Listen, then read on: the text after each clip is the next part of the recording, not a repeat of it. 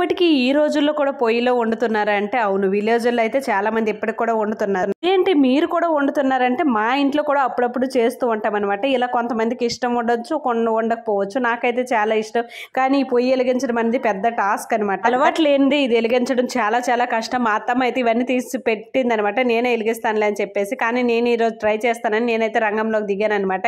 ఇంకా అలా ట్రై చేస్తూ ఉన్న వాళ్ళ దగ్గర అయితే అని చెప్పాను కదా, ఇంకా వెలిగించకపోతే బాగుండదు అని చెప్పేసి ఇంకైతే కంటిన్యూ చేస్తున్నాను. కానీ నేను కూడా వెలిగించేస్తానులే, నాకు ఇప్పుడు ఎక్స్పీరియన్స్ లేకపోయినా సరే ఏదైనా చెయ్యాలి అనుకుంటే అదైతే కంపల్సరీగా అయిపోద్ది. ఇంక ఈరోజు మావి ఏంటి అని అనుకుంటున్నారు, మా ఇంట్లో ఈరోజు అయితే ఇడ్లీ చేస్తున్నాం అనమాట. ఇడ్లీ కాదు, మా శ్రీకాకుళం స్పెషల్స్ కుడుములు అనమాట. ఎప్పుడు కూడా ఇంట్లో ఇడ్లీలు ఇలాంటివి ఏమి అవ్వవు, కుడుములు మాత్రమే అవుతూ ఉంటాయి. అది కూడా ఈ నైట్ టైం మేమైతే కుడుములు తింటాము.